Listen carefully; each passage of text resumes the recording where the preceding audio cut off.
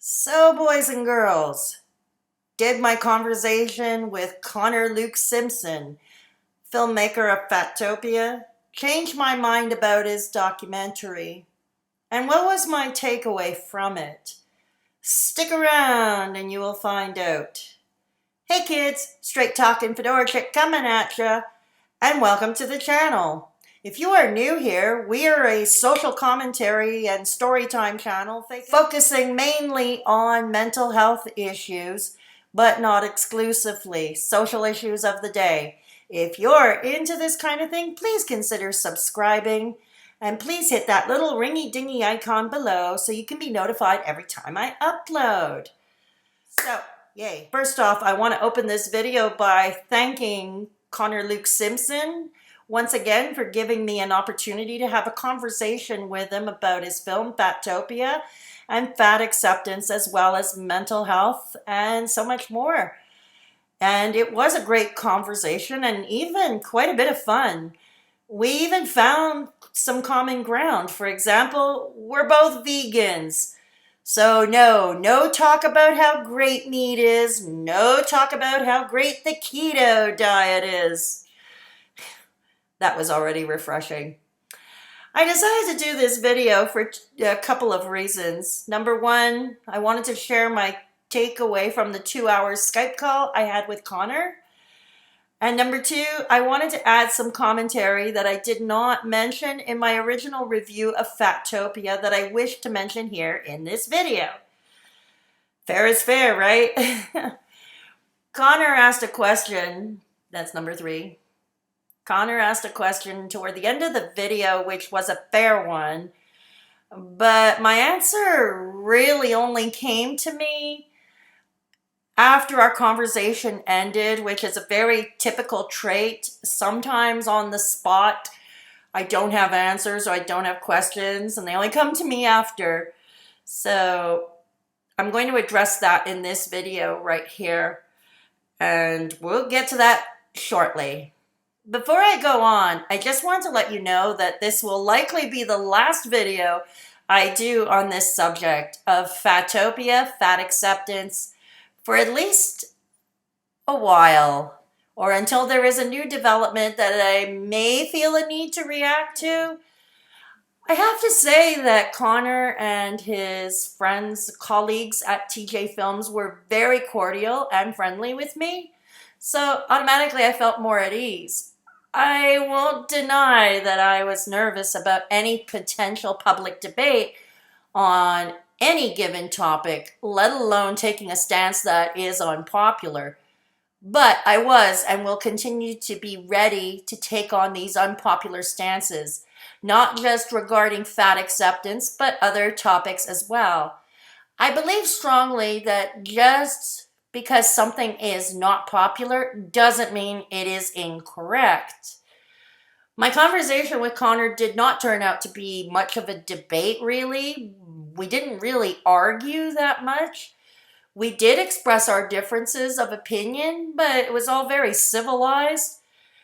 And what went a long way with me was that Connor really wanted to learn more about me, about my own experiences with my own weight issues, my mental health issues, all that stuff.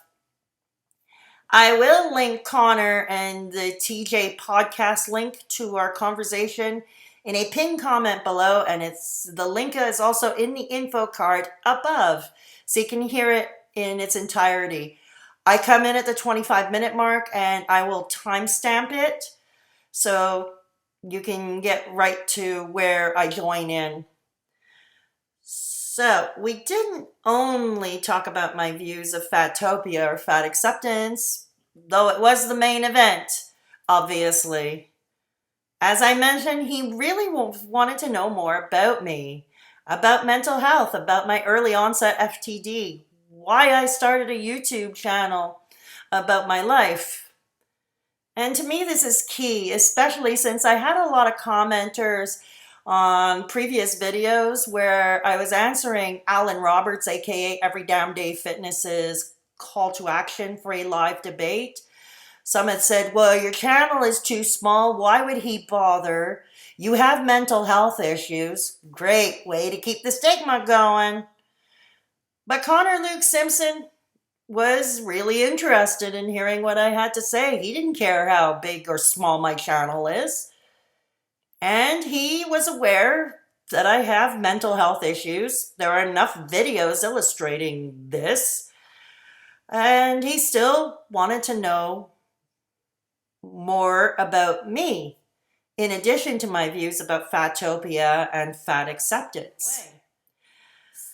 We live in a world these days where overweight people, particularly overweight women, are dehumanized and defined by our size, by our appearance. We see this every day on the big TV screen and in videos, close-ups of overweight people with the heads cut off, and emphasis on the midsection. What a sad culture we live in. Again, it dehumanizes us. Like I said.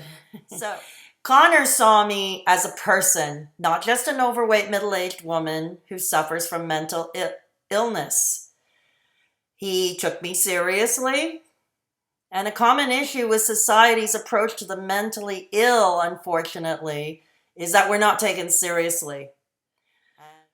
He also wanted to learn more. What could he have done perhaps differently with his film?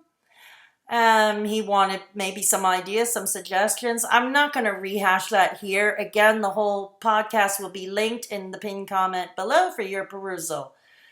I had also made clear that I had been doing extensive research on the subject of weight management issues and had many sources, which he asked me to send to him, which I did. My impressions of Connor are not only that he is very bright and willing to learn and accept criticism, but also he is very mature, like I said. I often forgot that I was talking to a 22-year-old. And again, I certainly would not ordinarily have such an in-depth conversation with somebody in his age bracket. Next, while I will stand by every word I said in my review of Fat-Topia, that video is in the info card above and it will be in a pinned comment below. I did mention to Connor that while I did not say anything positive in my original review, I did have something positive to say about it, which I will briefly mention here. And that is at the beginning of Fat-Topia, he did show images of many historical figures from centuries gone by, all of whom were fat, opulent, plump, whatever you want to call them. He briefly talked about how way back when, fat was actually viewed as beautiful, but more importantly, being fat back in those days was viewed by society as a sign of privilege, wealth, prominence. All true. All one has to do is go to a museum to see paintings and other types of artwork to know that this was how fat people were viewed at the time. Young men wanted to marry ladies who were plump, a common term used back then, used affectionately. This pertinent information, as many who engage in fat shaming often say that there were no fat people way back when, or obesity is a very new thing. It's a demonstration, actually, of how strong societal conditioning can be. In the case of fat people and how they were viewed in a positive light, approximately up till about a half a century ago, it would be all too easy to overlook in this day and age. Also, to Connor's credit, he did acknowledge in his film that there were medical conditions that can cause weight gain and make weight loss problematic.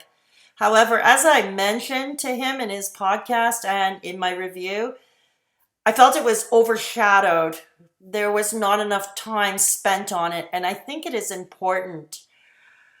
I'm not a healthcare professional, but I have researched this extensively over the years, and if anybody was to tell me they want to lose weight, what do I say about it? All I can say is go see your doctor and get checked out. Make sure you don't have a condition or you're not on any medication that causes weight gain or prevents weight loss. I also felt, and I still feel, that the women who talked to him briefly, who kept herself anonymous, and members of her group were not fair with him, many of whom deemed him as a Nazi, which is not only incendiary, but an insult to those who actually lived through World War II, Nazi-occupied Europe, and not the least of which Holocaust survivors. I can say firsthand that Connor is far from being a Nazi or having neo-Nazi views, and it really is not fair to compare him to one. But I also explained where that woman and her group may be coming from, a very dark place. The same place I have been and continue to be much of the time.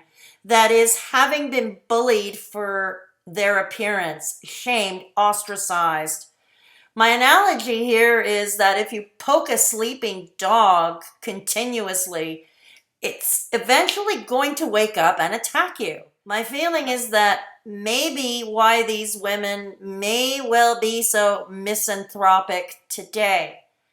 They are fighting back. While I agree they, like anyone else, should be able to fight back against bullies or those who keep them marginalized or disenfranchised, bullies do need to be held to account after all. I felt this particular woman and her group went too far, though. I also mentioned to him one example of one of the women he interviewed in Fat-Topia. She talked about bungee cord jumping, laser tag, and how she cannot do any of those things, and then talk about having to purchase 2 seats on airplanes. I found that really not relatable to the average person, no matter what size they are. Most of us don't bungee cord jump. I didn't think people still did it after all the casualties from it. Most of us don't play laser tag. And most of us don't go on airplanes. So I thought it was silly, really. And it's not practical and not relatable. I told him perhaps he could have explored weight discrimination in the workforce. Now, that would be something to talk about. And we did discuss that further. I will link studies and articles considering weight discrimination in the workforce in the description box for your perusal. Far more important than bungee cord jumping, that's for sure. We do not need bungee cord jumping or other such activities to live. We don't need to travel on airplanes. But we all need to earn a buck. We all have bills to pay and families to support. So weight discrimination on the workforce is very pertinent. Lastly, my typical self, not thinking of saying something at the time, but only thinks of it after the fact. Again, he expressed concern and asked my views about obesity being normalized or glamorized. 2 common buzzwords we hear today. I prefer the word humanized, as overweight people have been dehumanized for reasons I mentioned above and in the critique of Fat-Topia. Connor, like many people, are concerned that popular magazines like Cosmopolitan UK, featuring Tess Holliday on the cover wearing a bathing suit, was a dangerous message to send, a dangerous precedent to set. I don't believe that for a second, because the short answer is nobody wants to be them. In this day and age where fat shaming remains pretty much the only socially acceptable and politically correct form of prejudice, hate, and discrimination, who would really want to live through that? I live it regularly, living in a city like Montreal, where there is much hostility towards overweight women. I certainly don't like it, and I would not choose to be this size. But here we are, and it is what it is. However, as I mentioned in previous videos, if the overweight girl who is picked on at school for her size or her appearance sees Tess Hollidays on the cover of Cosmopolitan UK or sees pictures of overweight models in Teen Vogue, maybe at least for a while she can feel better about herself, maybe boost to her self-esteem. At the end of the day, mental health is key. You cannot have great physical health if your mental health is not doing well. It's not for nothing that statistically, those who suffer from mental health issues, again, statistically, tend to have a shorter lifespan than those who do not. We tend to have a lifespan cut by about 25 years, give or take. So yeah, mental and physical health do go hand in hand. I had mentioned to Connor that there was another type of injury, set of illnesses costing the NHS, and that is alcohol abuse. Connor and others I have spoken to living in the UK have admitted that drinking alcohol is very much part of their culture. He did, however, mention that alcohol abuse, alcoholism is not glamorized the way being overweight is, in his opinion. At the time, I didn't really say much on that, but after our conversation, I thought, wait a minute. Yes, alcohol is glamorized in popular culture, in entertainment, and it has been for many years. We see it in movies and in popular culture, like I said. James Bond's martinis, shaken not stirred, for instance. Or movies where the characters drink pretty much day in and day out, starting out with a champagne breakfast. And how often are beer commercials featuring sexy girls dressed rather provocatively? Another thing I had talked about briefly was the growing epidemic of opiate addiction in both Canada and the United States. Not sure if that is also the case in the UK where Connor lives. This is claiming a lot more lives.